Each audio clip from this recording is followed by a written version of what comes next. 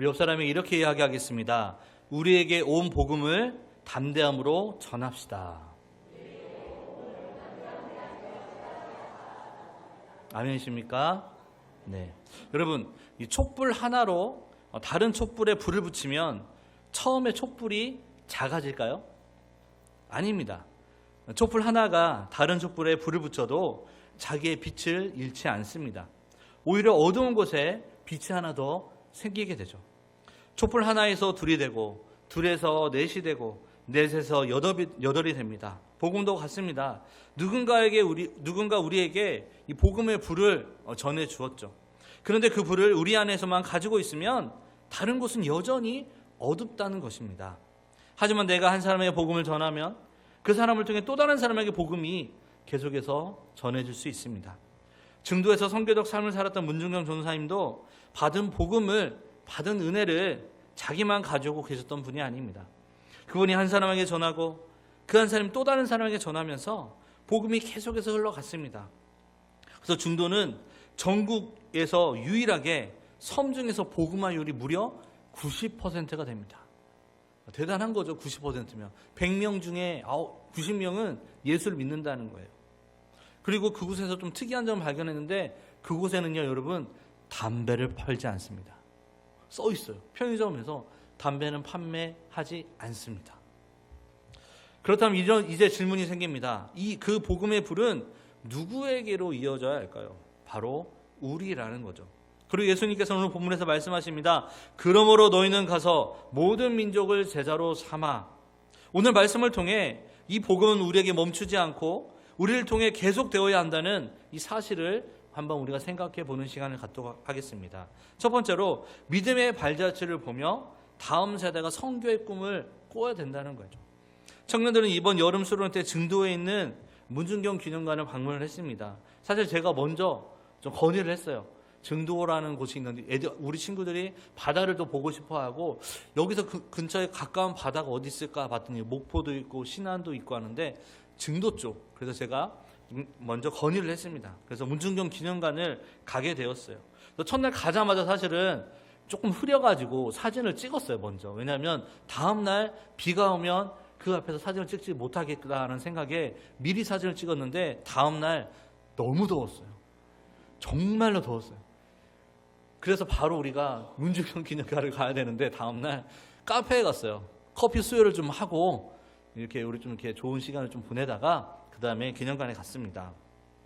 근데 문중경 그때 갔더니 관광버스도 있고 차들이 되게 많았어요. 그런데 거기에 보니까 또 우리 딱 교회 권사님, 장로님, 집사님들 나이 되시는 그런 분들이 와 계셨고, 어린아이들도 같이 와 있는 거예요. 그래서 이 어린 아이들은 뭣도 모르고 그냥 거기서 막 뛰어다니고, 어른들은 정말 심각하게 그걸 듣고 있고, 가이드 하시는 분도 주일학교 아이들은 다른 데서 좀 놀고 하면서 막 이렇게 정말 이렇게 되게 진지하게 이야기를 하더라고요.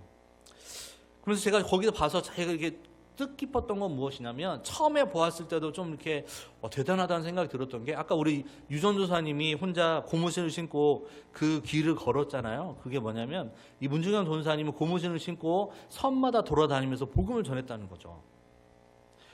수많은 신안에 있는 많은 섬에 복음을 전하여 그곳에서 우리 한국교회 정말 유명한 분들이 많이 나왔습니다. 대표적으로 CCC의 김준곤 목사님, 이렇게 하면 잘 알겠죠.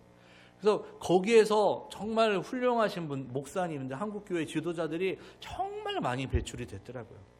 대단하죠. 당시에는 지금처럼 편리한 교통수단도 있지 않았습니다. 선과 선사회를 다니는 것도 쉽지 않았어요. 여성의 몸으로 그렇게 한다는 건 사실 쉬운 게 아니에요. 그럼에도 복음을 들고 사람들을 찾아갔습니다. 왜 그랬을까요? 한 영혼이 매우 귀하기 때문이라는 거죠. 자신은 결혼을 해서 아이를 낳지 못하는 이유 하나만으로 집에서 쫓겨났어요. 모진 고통, 모진 아픔, 어려움을 겪었는데 찾아갔던 교회에서, 그리고 그 교회에서 했던, 목포에서 했던 수련회에서 하나님을 만난 거예요. 그래서 그분이 이제 자기는 혼자니까 자기가 복음화가 잘 되지 않는 섬에 들어서 복음을 전해야겠다. 그래서 복음을 전하기 시작했습니다. 청년들은 그 현장을 보고 무엇을 배웠을까요? 옛날에 이런 분이 계셨구나. 그렇게 생각하지 않았습니다. 되게 진지하게 청년들이 보더라고요. 저는 이미 한 번 봤고, 그 역사를 아니까 한번 쓱 보고 나왔는데 안 나오는 거예요. 한 청년이 거기 조그만 거기 또 옆에 아멘교회, 우리나라에서 제일 작은 교회라고 합니다. 기도 초소인데 거기에 들어서 기도까지 하더라고요. 아무튼 이 청년들은 거기서 보면서 이런 질문을 했던 것 같아요. 나는 무엇을 위해 살아갈 것인가? 오늘 우리 청년들이 믿음의 선배들의 발자취를 보는 것은 그래서 아주 매우 중요하다는 겁니다. 왜냐, 신앙은 다음 세대로 계속 이어져야 하기 때문이죠. 선교도 마찬가지입니다. 한 세대가 선교하고 끝나는 게 아닙니다. 부모 세대가 선교하고, 장년 세대가 선교하고, 청년 세대가 선교하고, 다음 세대가 또 복음을 들고 나아가야 할 것입니다. 그래서 교회는 다음 세대에게 단순히 성경 지식만 가르쳐서는 안 된다는 거죠. 너도 하나님의 선교에 쓰임받을 수 있다. 이 꿈을 심어줘야 된다는 겁니다. 청년들이 문중경 기념관을 방문한 것은 단순한 경약이 아니라 다음 세대가 선교의 꿈을 품는 시간이 되었길 바랍니다. 사랑하는 청년 여러분, 여러분의 인생도 하나님께서 사용하실 수 있습니다. 여러분의 직업, 여러분의 재능, 여러분의 젊음, 여러분의 열정, 이 하나님 나라를 위하여 쓰임받을 수 있다는 것이죠. 한국에 처음 들어왔던 선교사님들의 나이는 지금 우리 교회 청년들보다 나이가 어려요. 20대 딱 중반, 물론 더 많은 사람도 있겠지만 아주 젊은, 그 당시에 미국에서, 그 당시에 자신들이 살던 곳에서 초엘리트였던 사람들이 한국에 와서 복음을 전한 거예요. 대단한 거죠, 여러분. 두 번째는 선교는 직접 복음을 들고 현장으로 나아간다는 거죠. 오늘 보면 19절에 예수님께 분명 말씀하십니다. 그러므로 너희는 가서 모든 민족을 제자로 삼아 아버지와 아들과 성령의 이름으로 세례를 베풀고, 예수님께서 제자들에게 가장 먼저 요구하신 행동 가운데 하나가 바로 가라입니다. 선교는요, 마음으로만 하는 게 아니에요. 기도하는 것도 중요하고 후원하는 것도 중요하지만 때로는 직접 가야 된다는 거죠. 그래서 우리 장로님께서 튀르키예 선교 현장으로 가신 것은 아주 귀한 순종입니다. 익숙한 환경을 떠나 낯선 곳으로 가는 거죠. 언어도 다르고 문화도 다르고 음식도 다르고 생활 환경도 다릅니다. 그럼에도 불구하고 복음을 들고 가는 겁니다. 이게 바로 선교라는 거죠. 그런데 여기서 중요한 게 또 하나 있다면, 선교는 반드시 해외에서만 하는 게 아니라는 거죠. 예수님의 가라라는 말씀은 우리 삶 전체를 향한 말씀이라는 거죠. 가정으로 가야 되고, 직장으로 가야 되고, 학교로 가야 되고, 이웃에게 가야 된다는 거죠. 내가 만나는 사람에게 가야 된다는 겁니다. 그리고 그 사람에게 예수님의 사랑을 보여줘야 된다는 거죠. 우리가 사는 곳에도 아직 복음을 듣지 못한 사람들이 있습니다. 우리 교회 주변에도 이렇게 마을이, 두 마을이 있잖아요. 양 옆에 날개 같은 그런 마을이 있는데 아직도 다니지 않는 분들도 있다고 하더라고요. 아직도 듣지 못한 분들도 있다고 하더라고요. 그러므로 여러분, 우리가 하는 선교는요, 외국에 나가는 것뿐만 아니라 지금 우리가 서 있는 이곳에서부터 시작이 되어야 된다는 겁니다. 말씀을 마무리하면서 우리가 기억해야 할 예수님의 약속이 있습니다. 내가 너희와 항상 함께 있으리라.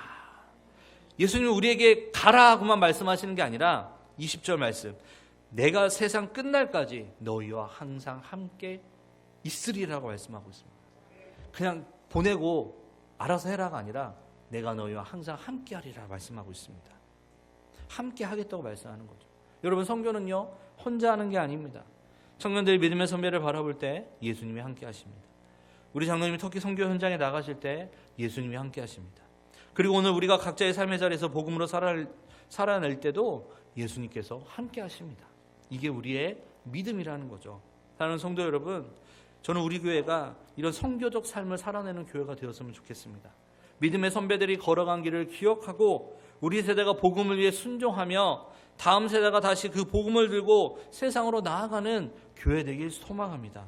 그래서 언젠가 우리의 다음 세대가 이렇게 고백하게 되기를 바랍니다.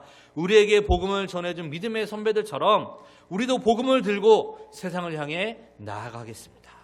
모든 권세를 가지신 예수님께서 우리와 함께 하시며 우리 교회와 가정과 다음 세대를 선교의 도구로 사용하시기를 주의 이름으로 축원합니다. 기도하겠습니다. 오늘 말씀을 통해 우리에게 먼저 복음을 주신 은혜를 깨닫게 하시니 감사합니다. 우리에게 온 복음을 우리 안에 머물게 하지 않고 우리가 전할 복음이 되게 하여 주시옵소서. 우리도 삶의 자리에서 복음의 증인으로 살아가게 하시고 세상 끝날까지 함께 하신다는 주님의 약속 붙들고 주님 세상으로 나아가는 우리 모두가 되게 하여 주시옵소서. 이후의 시간에도 함께 하실 줄을 기대하며 예수 그리스도 이름으로 기도합나이다. 아멘. 이제 우리 정승희 장로님께서 튀르키예 선교 보고하는 시간을 갖도록 하겠습니다.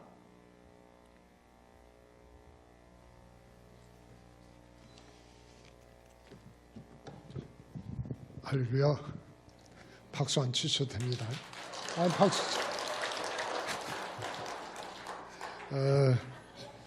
박수는 하나님께만 됩니다. 짧게 하겠습니다. 우리 성도님들 졸리시니까. 혹시 이제 진짜 보고 싶다, 아니면 혹시 내년이라도 난 튀르키예를 가고 싶다 그러면 저한테 이거 이제 제가 가기 전에 준비한 것, 그 다음에 비행기표, 뭐 물건산 영수증, 그 다음에 이렇게 꼭 가봐야 될 곳, 그 다음에 뭐 기차표, 들어갈 때 입장표, 이거 다 해놨거든요. 그러니까 보시면 되겠고, 1층에 또 필요한 사진들 제가 꼭 필요한 것만 이렇게 붙여놨습니다. 더 많은 아주 비밀스러운 것도 있는데 보고 싶으면 말씀하시면 다음에 이제 제가 봐서 혹시 그 동영상으로 만들어서 보여드릴 수 있도록 그렇게 하겠습니다. 오늘은 제가 이제 가서 잠깐 어떻게 했다라는 것만 이야기하도록 하겠습니다. 전사님 부탁드립니다. 네, 오늘 튀르키예 맛보기라는 제목으로 여러분에게 튀르키를 소개하겠습니다. 자, 여기에 튀르키 국기가 있고요. 거기에는 도네르 케밥이라고 정말 세상에서 가장 맛있는 케밥이 있습니다. 저렇게 양고기, 소고기, 닭고기 이렇게 해가지고 익은 것만 착착착 해가지고 밀 전병 같은 데서 딱 싸가지고 야채하고 해서 딱 먹고요. 그거 먹으면서 가장 맛있는 요구르트가 있어요. 요구르트. 그걸 딱 먹으면은 완전 기가 막힙니다. 저는 8월 1일에 갔다가 8월 13일에 왔고요. 이번에 가면서 정말 하나님께, 하나님 제가 튀르키예를 가서 무엇을 해야 되죠? 어떤 거를 해야 되죠? 많이 기도를 했었어요. 그런데 제가 지금까지 이제 5번째인데 튀르키 7대 교회를 한 번도 가본 적은 없어요. 왜냐하면 저는 이제 관광지보다는 영혼을 만나러 다녔기 때문에, 그러면 이번에 한번 7대 교회를 한번 가보겠습니다 라고 하고, 기존에 만났던 영혼들 다시 만나기로 하고 이제 약속하고, 가기 전에 야, 내가 몇 월 며칠쯤에 그 도시에 간다. 나를 데리러 나와라. 그리고 나에게 밥을 사라. 그렇게 문자를 딱 보내고 갑니다. 한국 사람이 아니고 튀르키 사람한테. 그래서 만나는데, 근데 이제 가기 전에 제가 말씀 보는데 사도행전 8장에 있는 말씀이 가장 마음에 와닿았어요. 그러니까 거기에 주인공이 이제 빌립이 나오는데, 빌립이 가장 큰 게 박해를 받고 그 다음에 나오는 인물이 빌립이었어요. 빌립이 사마리아 땅에 가는 거예요. 흩어졌는데 이제 거기에 제자 그 집사 중에 빌립이 가면서 사마리아에 가서 말씀을 전하는데, 그리스도를 백성에게 전파하니 무리가 빌립의 말도 듣고 행하는 표적도 보고 한 마음으로 그가 하는 말을 따르더라. 이 말씀 정말 감동했었어요. 이 말씀을 두고 기도를 했습니다. 그리고 그 뒷장에 보면 또 귀신들이 크게 소리지며 나가고 또 많은 중풍병자와 못 걷는 사람이 나으니 그 성에 기쁨이 있더라. 이 말씀이 사도행전 이 8장에 있는 말씀이 저에게 가장 많이 와닿습니다. 제가 전한 예수 그리스도의 복음으로 많은 사람들이 주께 돌아오기를 그렇게 기도하며 나갔습니다. 근데 제가 이제 튀르키예를 잘 못하잖아요. 제가 이제 어쩔 수 없습니다. 요즘에는 번역기도 잘 되어 있고요. 또 이 행동하면 하기 때문에 우리 성도님들 튀르키예 가는데 나 말도 못하는데 그런 건 전혀 필요 없습니다. 돈만 있으면 됩니다. 아니면 돈 없어도 됩니다. 믿음만 있으면 기도하면 하나님이 또 돈 주시겠죠.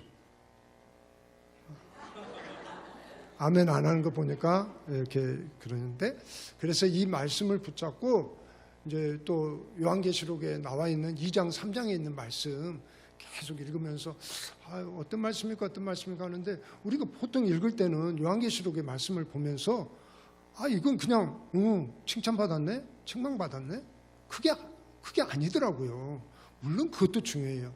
그런데 그 교회에 나타나시는 예수님의 모습이 어떤 모습이었고 그 모습이 그 도시의 역사와 지리와 문화와 관련되어 있다는 것. 그것을 조금 보면서 이렇게 요한이 성도들을 엄청 사랑했구나라는 그런 마음이 들었었어요. 우리 성도님들 혹시 요한계시록 한번 보시면서 그렇게 읽으시면 훨씬 좋고요. 그 다음에 또 그 현장에 들어가면 이렇게 그 에베소가 이런 모습이었구나. 그러면 그 속에서 말씀을 읽으면 그 말씀이 더 나 자신에게 더 다가와집니다. 내년에 가야 됩니다. 자, 넘겨주세요. 자, 튀르키예는 우리나라는 지금 현재 이쪽 맨 동쪽, 튀르키예는 서쪽. 비행기로 12시간 걸리고요. 같은 위도상에 있기 때문에 소나무, 백일홍, 무궁화, 풀 똑같습니다. 한국 그대로입니다.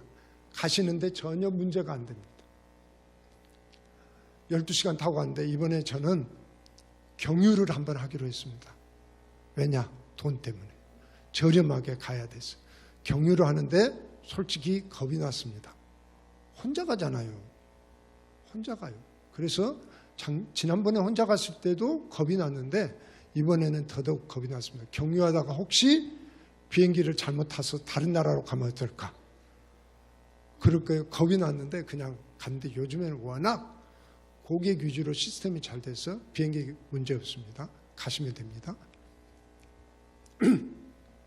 기침할 때마다 넘겨주세요. 자, 제가 이번에 갔던 곳은 이렇게 좀 더 키워보시면 파란색 있는 별이 7교회입니다. 7교회. 보이시죠?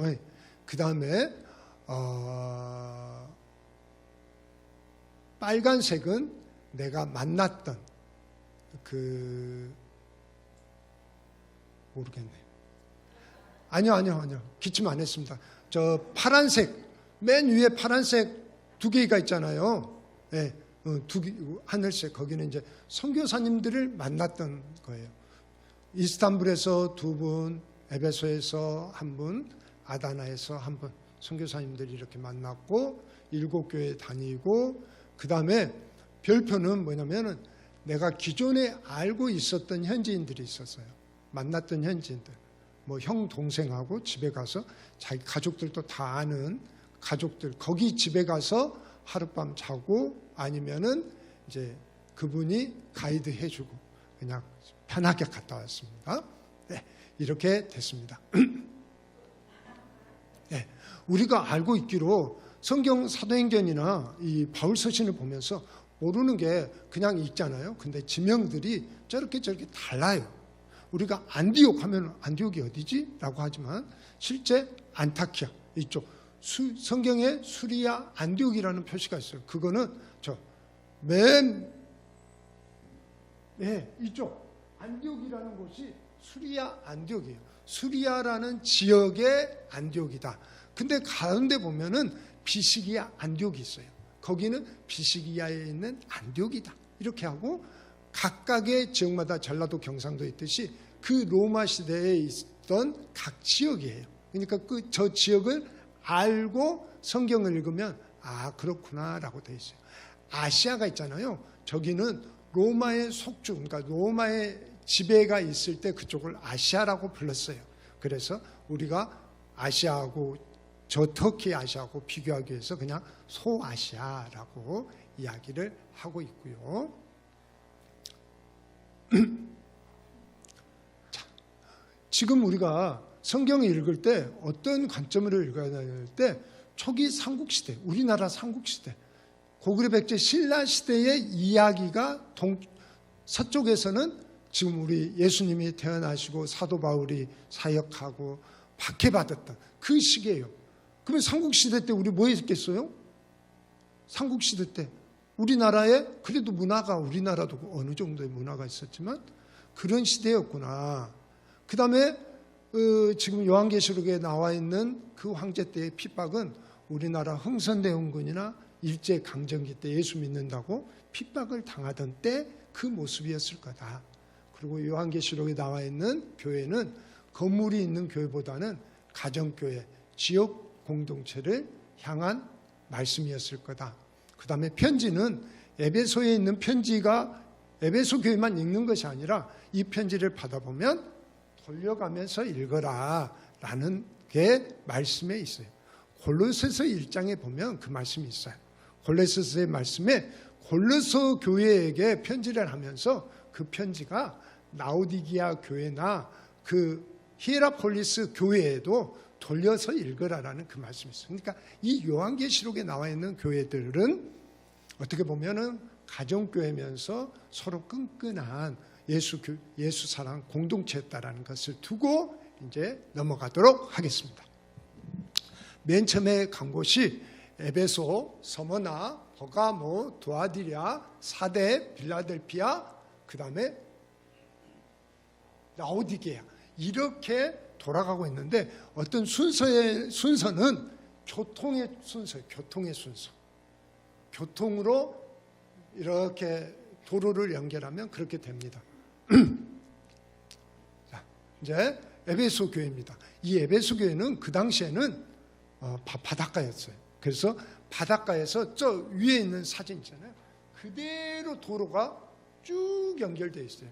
근데 지금이 아니라 그 당시부터 조금씩 퇴적 작용에 의해서 멀어지고 해가지고는 지금은 바닷가하고 조금 멀어져 있어요.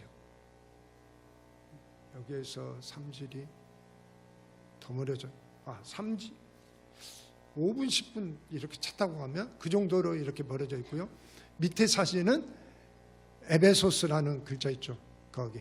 그래서 에베소에 왔다는 걸 증명하기 위해서 제가 저런 사진을 찍었습니다.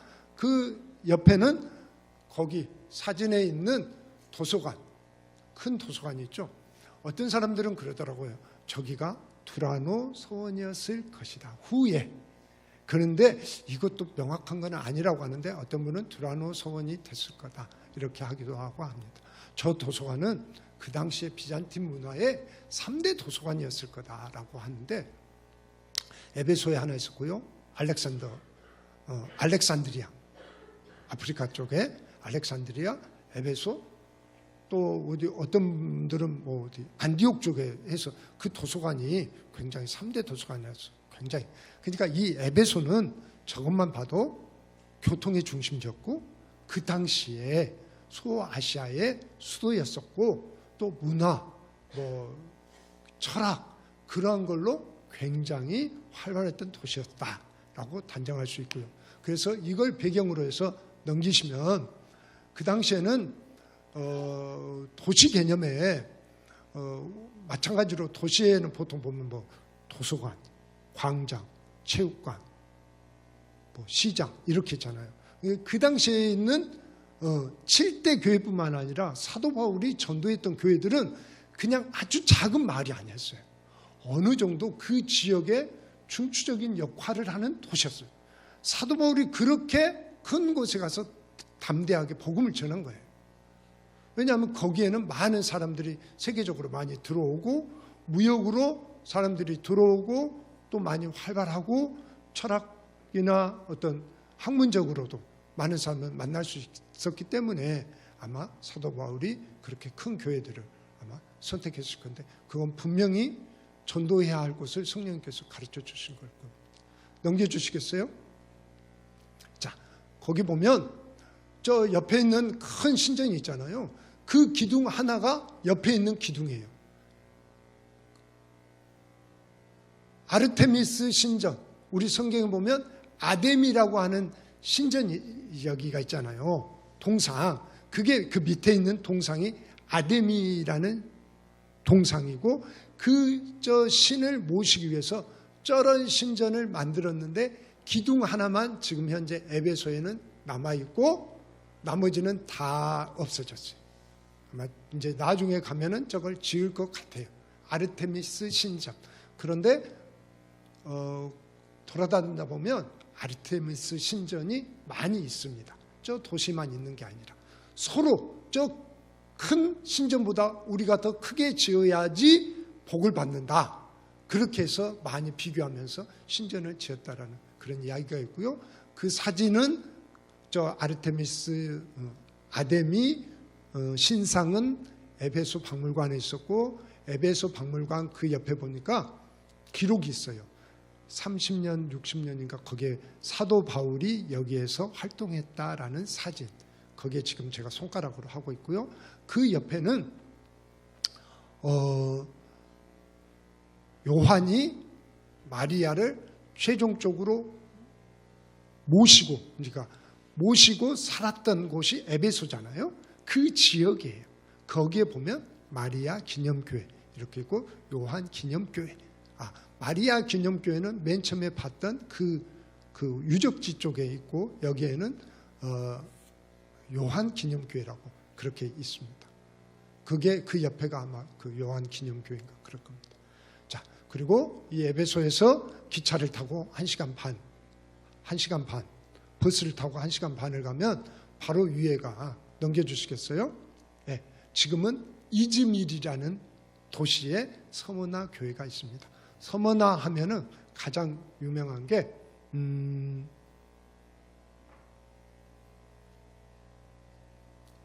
요한의 제자 요한의 제자 누군가 그 순교당했던 폴리갑 선생님이 순교당했던 그 도시, 그리고 그 기념교회가 지금도 시내 한복판에 크게 있습니다. 교회가. 저기는 서머나 이즈미르는 지금 튀르키예의 두 번째, 세 번째 도시로 큰 도시인데, 유적지가 저기만 이렇게 딸랑 있고 조금 떨어진 데 조금 있고 이런 식으로 에베소처럼 큰 저기는 아니고 저렇게 광장에 되어 있습니다. 넘겨주시겠어요? 네, 저렇게 크게 유적지가 쭉 있습니다. 그 다음에 버가모 교회예요. 버가모 교회는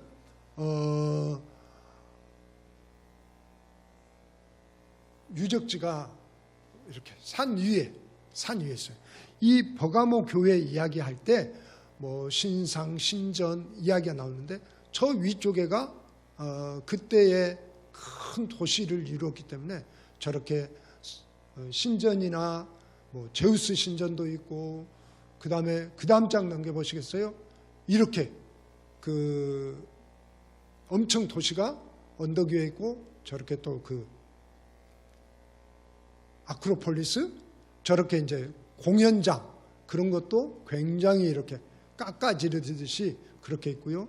실제 버가모 교회라고 하는 것은 그 밑에 언덕 밑에 예전에 신전이 있었는데, 신전 옆에 이 버가모 교회가 있습니다. 근데 그때의 버가모 교회는 아니고 다 없습니다. 흔적은. 근데 이렇게 그냥 비잔틴 이렇게 좀 넘어와서 공인되고 할 때 거기에 교회가 건물이 있는 거죠. 자, 그 다음에요. 두아디라 교회. 두아디라 교회는 지금 현재 그 도시에 저런 공간 하나밖에 없습니다. 유적지가. 어디 신기한 게, 에베소에 들어갈 때는 50유로라고 한다면 저기 들어갈 때는 몇 유로나 됐겠습니까? 얼마냐? 얼마 비싸지도 않아요.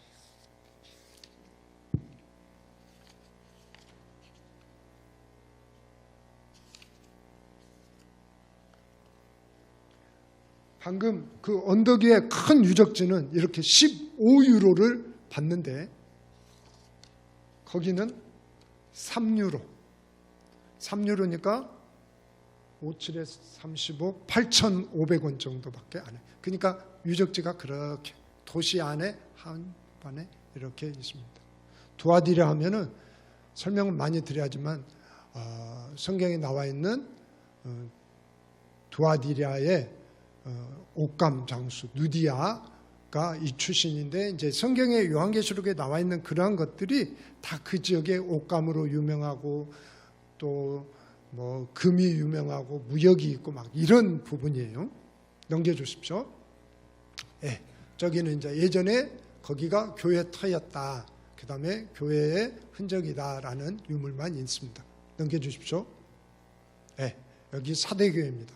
사대교회는 제가 가보지는 못하고 지나면서 사진 찍었는데 저 산 위에가 이런 유적이 있습니다.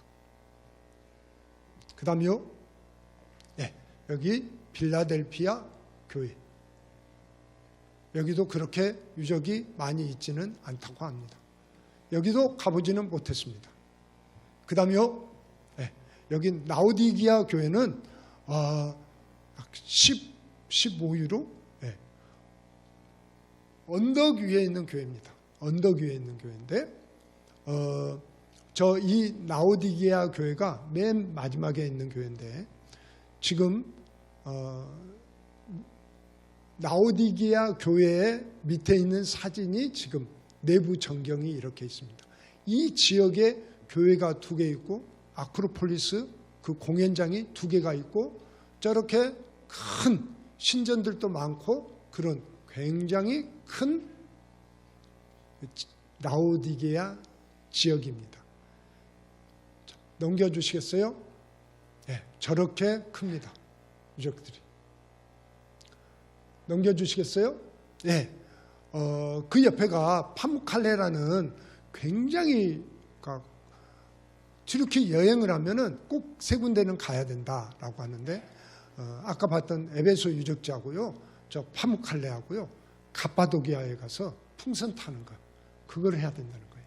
그런데 그 라오디게아 교회에 있는 게 파무칼레 석회가 있고 또 라오디게아 교회 이 성경에 이렇게 조금 안약을 사서 발라야 된다, 하얀 옷을 입어야 된다 그런 것들이 그냥 쓴 게 아니라 거기에가 치료하는 병원 그런 안약 그러한 것들이 그러한 병원들이 그때부터 이미 있었기 때문에 사도 바울이 그 상황을 잘 아시고 성도들에게 격려하고 위로하고 그렇게 편지를 쓴 거고요. 히에라폴리스도 굉장히 큰 거고요.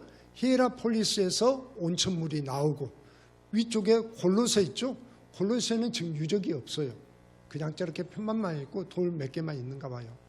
그 발굴하는데 돈이 좀 많이 있어야 돼서 못하고 있는데 성경에 나온 것처럼 히에라폴리스의 온천물과 골로새서의 그 산에서 내려오는 찬물이 섞어서 라오디게아까지 오는 데는 미지근한 물이 되었다라는 그러한 비유의 말씀이 이렇게 있습니다. 넘겨주십시오. 네, 그리고 제가 시간이 나서 타르수스하고 꼬냐에 있는 현지인들을 만나려고 우리 8시간을 버스를 타고 타르수스를 갔습니다. 거기는 저렇게 타르수스 있죠. 2년 전에 가고 또 그 4년 전에 갔던 그 밑에는 사도 바울의 우물에 생가의 우물터가 있는 곳입니다. 그것입니다. 그 다음에 그 옆에는 이고니오라고 하고 지금은 성경에 나와 있는 꼬니아라고도 하는데 저런 곳에 지금 이제 아는 현지인 지인이 있어가지고 그 지인이 이렇게 같이 여행을 안내를 해줘서 다녀왔고요. 그 다음에 보시겠어요? 약속이 안 돼가지고 제가 어디를 가야 되냐 했더니 하나님께서 딱 눈에 들어오게 하신 게 버스터미널에서 데살로니카를 가야 눈에 보이더라고요. 그래서 이스탄불에 있는 그 버스 정류장에서 데살로니카 가는 버스가 있어서 아침에 오전에 예배를 드리고 버스를 9시간을 타서 밤버스를 타면 호텔비를 안 냅니다. 돈을 아낄 수가 있습니다. 그래서 버스를 타고 데살로니카에 갔습니다. 믿음의 역사와 사랑의 수고와 소망의 인내. 저 바다를 보십시오. 저는 바다를 보면서 사도 바울이 이 에게해를 건너기 위해서 엄청 고생을 했겠구나 라는 사도 바울의 마음을 저는 조금 느끼려고 노력했었습니다. 넘겨주시겠어요? 네. 제가 만났던 지금 튀르키에 제가 알고 있는 선교사님들이 있습니다. 한 분은 지금 현재 교회를 하면서 문서 사역을 해서 성경 보급하고 또 복음서를 그리스, 불가리아 그런 쪽에 성경을 전달해 주는 그런 사역을 하고 있고요. 그 다음에는 현재 노아 선생님하고 부부인 한국인 자매님, 그 교회가 지금 이스탄불에서 교회에 있습니다. 그래서 거기에서 오전 예배 드리고 함께 식사를 하고 있습니다. 위에는 건물, 그 교회 건물 임대되어 있고요. 그 옆에는 예전에 우리 교회 잠깐 왔었던 지금 에베소에서 그 기도의 집을 하고 있는 선교사님 부부가 있습니다. 그래서 그곳에서 주로 하는 일이 뭐냐? 가지치기, 잔디깎기, 페인트칠, 나무에 물 주는 것, 그 관리하는 그것도 선교입니다. 그러면서 거기 기도센터는 외국인들 왔을 그 튀르키 크리스찬들을 수련회 하고 수양회 하고 그런 훈련하는 그 장소를 관리하는 그런 사역하고 있고요. 그 옆에는 이제 우리 목사님하고도 예전에 지인이었던 아다라는 곳에서 아다나, 성경에는 나오지는 않아요, 지명은. 하지만 제가 보기에는 안타키아에서 다소를 가는데 저기 아다나를 거쳐서 다소를 갔다가 이렇게 갔을 거라고 생각하는데 아다나가 굉장히 큰 도시예요. 그런데 거기에서 지금 한국인 문화센터를 하면서 교회를 섬기고 계십니다. 넘겨주세요. 네, 제가 한 20년 전부터 알고 있었던 그 튀르키 형제 집에서 가서 같이 여행하고 밑에 가족들 같이 만나고 또 그 옆에는 4년 전부터 알고 있었던 그 형제가 저를 가이드해주고 슈퍼마켓 사장님은 이제 저녁에 집에 가서 같이 음식을 먹고 교제하고 밑에 있는 형제가 20살 때 저를 만났거든요. 근데 지금은 45인데 불렀어요. 그것이 이제 딱 한쪽에 나는 무슬림도 아니다. 나는 예전에는 신을 부인했지만 나는 신을 있음을 나는 안다. 근데 나는 무슬림도 아니다. 그렇다고 크리스찬도 아니다.